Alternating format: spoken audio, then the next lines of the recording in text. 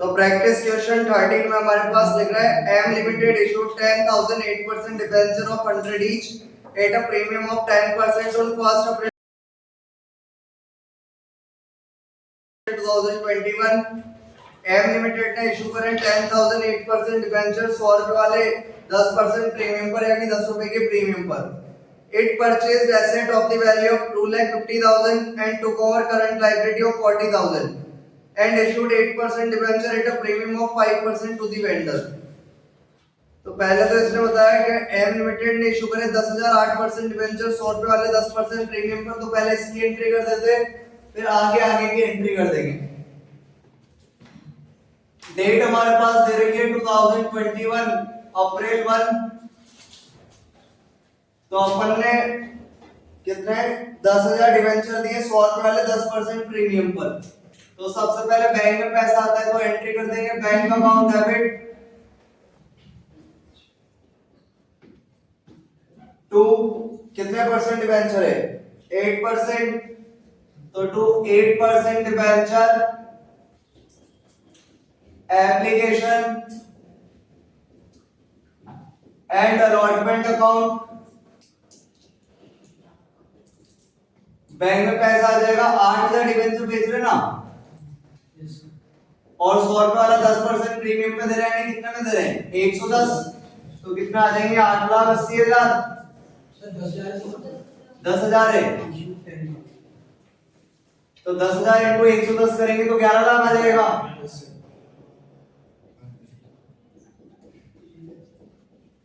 तो 11 लाख रुपए आ गए हमारे पास। नरेशन लिख देंगे अपन application and allotment money receive.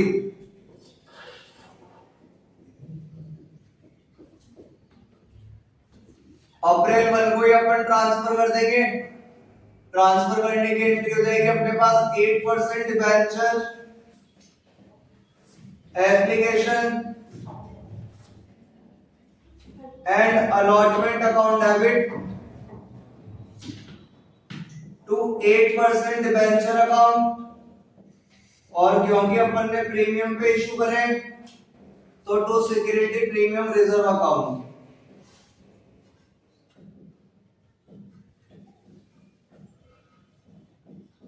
Narration लिख देंगे अपन एप्लीकेशन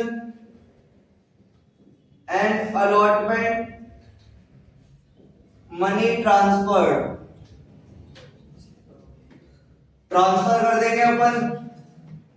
जितने से क्रेडिट हो रहा है उतने से डेबिट हो जाएगा। डिबेंचर के अंदर जाता है फेस वैल्यू के हिसाब से पैसा यानी 100 रुपए के हिसाब से 10 लाख और प्रीमियम के अंदर जाएगा हमारे पास 10,000 डिबेंचर है हमारे पास और प्रीमियम है 10 रुपए की तो आ जाएंगे 1 लाख। तो ये पहली एंट्री हो गई। अब आगे क्या कह रहा है अपने से वो आगे कह रहा है अपने से वो ऑन द सेम डेट पे अपन ने परचेज करी है फिक्स्ड एसेट 10 लाख की और लायबिलिटी ली है 70,000 की वाई लिमिटेड से और उसको पे करा अपन ने 4 लाख रुपए कैश में और बाकी दिए अपन ने 5 लाख रुपए के डिबेंचर 6% प्रीमियम पे। तो अपन ने सेम डेट को एसेट और लायबिलिटी खरीदी है तो अपन एंट्री कर देंगे अप्रैल 1 को asset account debit to liability account और वेंडर का नाम है वाई लिमिटेड है ना। अरे वाई लिमिटेड है तो सही। सर आपने गलत पढ़ दिया मेरे ख्याल से PQ 30 नहीं तो कर रहे हैं एम लिमिटेड और दूसरा तो वो तो 13 में है। अच्छा ये 18 है ऊपर वाले। ये ध्यान तक तो सही कराया ना अपन ने। हां फिर अपने पास लिखा था it purchase fixed assets of the value of 2,50,000 and took over current liability of 40,000 and issued 8% debenture at a premium of 5% to the vendor. तो वेंडर का नाम नहीं है तो लिख देंगे अपन टू वेंडर। एसेट कितने की खरीदी अपन ने 2 लाख 9 लाख 250 250। यस लाइबिलिटी कितने की खरीदी है? 40,000। परचेज कंसिडरेशन बताई नहीं रखा हमारे पास, तो वेंडर निकाल देंगे अपन बैलेंसिंग फिगर से 2,10,000।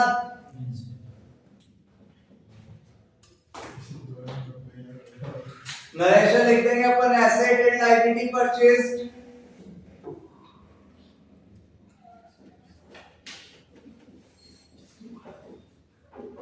इसके बाद इसको पेमेंट करना है तो पेमेंट कर देंगे अपन इसको वेंडर अकाउंट डेबिट टू कितने परसेंट डिबेंचर दे रहे हैं? 8 टू 8% डिबेंचर प्रीमियम पे दे रहे हैं तो to security premium reserve.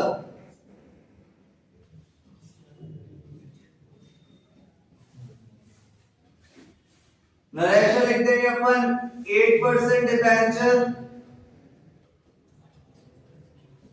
issued to vendor 8 premium दे देंगे अपन वेंडर को।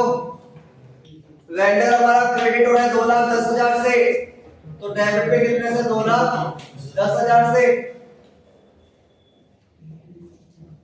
बातें मत करो भाई जो भी है। तो वेंडर हमारा क्रेडिट हो रहा है 2,10,000, तो डेबिट कर देंगे 2,10,000 से। कितने डिबेंचर दे रहे कुछ बताया क्या कि निकाल लें?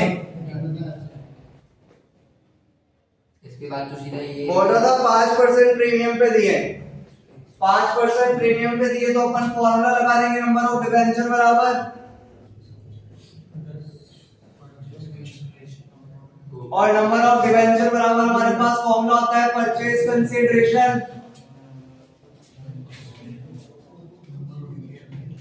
अपॉन इशूड प्राइस पर डिबेंचर।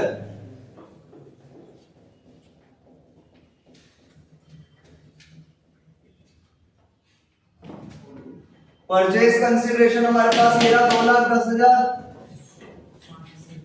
और इशूड प्राइस है 100 का डिबेंचर है ना, 105 पे दे रहे हैं ना और 5% से दे रहे हैं, यानी कितने पे दे रहे? 105 पे। तो 105 से 210 गया 2 बार, तो आ गए 2,000 डिबेंचर। और मैंने आप लोगों को बताया था अगर 2,000 को 100 से मल्टीप्लाई करो तो डिबेंचर आ जाता है, और 2,000 को 5 से मल्टीप्लाई करो तो प्रीमियम आ जाता है। तो 2,000 को 100 से कर देंगे तो आ जाएंगे 2 लाख, और 2,000 को 5 से कर देंगे तो आ जाएगा 10,000। देखो आगे क्या लिख रहा है हमारे पास, वही एंट्रीज है जो अपन पहले करके आए हैं। आगे लिख रहा है हमारे पास on the same date it took loan from the bank of rupees 1 lakh and issued 8% debenture as collateral security। 1 lakh का लोन लिया है बैंक से सेम डेट को, तो सेम डेट को अपन एंट्री कर देंगे अप्रैल 1 को। अप्रैल 1 को लोन लेने की एंट्री होती है bank account debit to bank loan. Loan लिया अपन ने 1 लाख का, लोन लिया अपन ने 1 लाख का। नरेशन लिख देंगे loan taken from the bank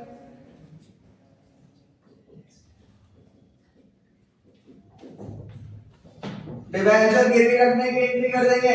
debenture कितने के गिरवी रखे कुछ बताया क्या? नहीं बताया, तो फिर अपन ये मान लेंगे कि 1 लाख के डिबेंचर गिरवी रखे होंगे, तो 8% debenture suspense account debit to 8% debenture account.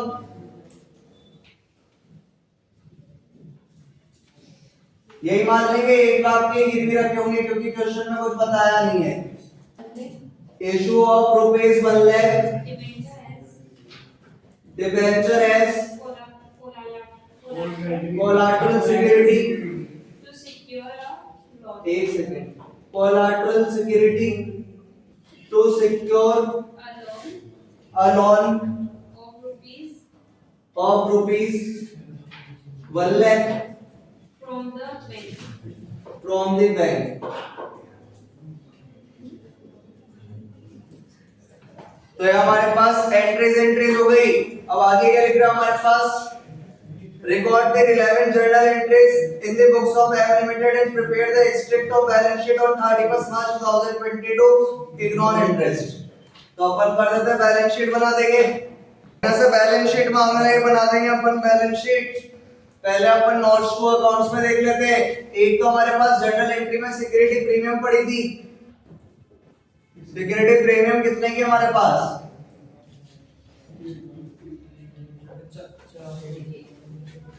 अरे सिक्योरिटी प्रीमियम कितनी जर्नल एंट्री में, 1,10,000। तो लिख देंगे 1,10,000। एक मैंने आपको बताया था सेकंड मेथड के अंदर पहले अपन लिखते हैं जितने के डिबेंचर इशू करे, तो 8% डिबेंचर अपन ने कितने के इशू करे जर्नल एंट्री में, 8% डिबेंचर कितने के इशू करे,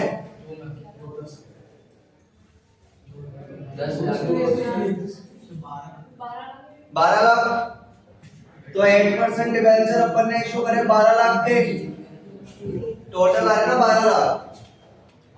एक तो हो गया 10 लाख और एक हो गया 2 और एक ये भी तो ना 13 लाख हो गया ना। एक तो 10 लाख के डिबेंचर इशू करे थे, एक 2 लाख के और एक 1 लाख के, तो टोटल कितना हो गया 13 लाख। इसमें से अपन लोग लेस कर देते डिबेंचर सस्पेंस, तो इसमें से अपन लोग लेस कर देंगे डिबेंचर सस्पेंस, और डिबेंचर सस्पेंस कितना है 1 लाख, तो ये आ गया 12 लाख। इसी के नीचे अपन शो करते हैं बैंक लोन, और बैंक से अपन ने लोन कितने का लिया था 1 लाख का। इसके नीचे वैल्यूएशन निकाला थी मैंने आप लोगों को, on collateral security of debentures of rupees 1 lakh.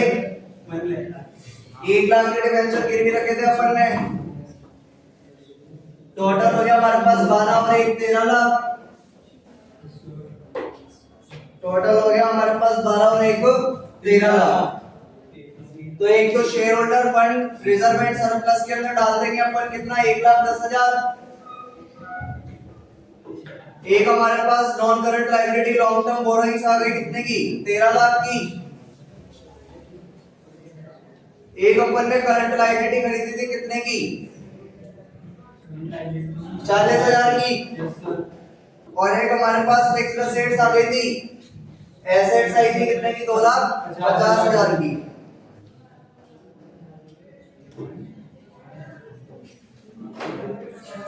बाकी यहाँ पर लिख देंगे करंट ईयर है 2021, तो प्रीवियस ईयर हो जाएगा 2022, करंट ईयर है 2021। तो इस तरह की हमारी बैलेंस शीट कंप्लीट हो गई। एंट्रीज तो वही थी जो अपन अभी तक करते हुए आ रहे थे, बस ये बैलेंस शीट एक ही क्वेश्चन है हमारे पास जिसके अंदर एक तो रिजर्व एंड सरप्लस है, एक लॉन्ग टर्म बोरोइंग है, करंट लायबिलिटी और एक फिक्स्ड एसेट्स है। तो ये इस तरह कंप्लीट हो जाएगा अपना, ठीक है। सिक्योरिटी प्रीमियम तो किसमें आ जाएगा रिजर्व एंड सरप्लस में, लॉन्ग टर्म बोरोइंग में क्या जाएंगे अपने डिबेंचर्स, और क्या जाएगा बैंक लोन। बाकी करंट लायबिलिटी एंट्री में से लिखते हैं अपन ने 40,000 की, और एसेट्स कितने की लिखी 2,50,000। ये खत्म हो गया अपना चैप्टर।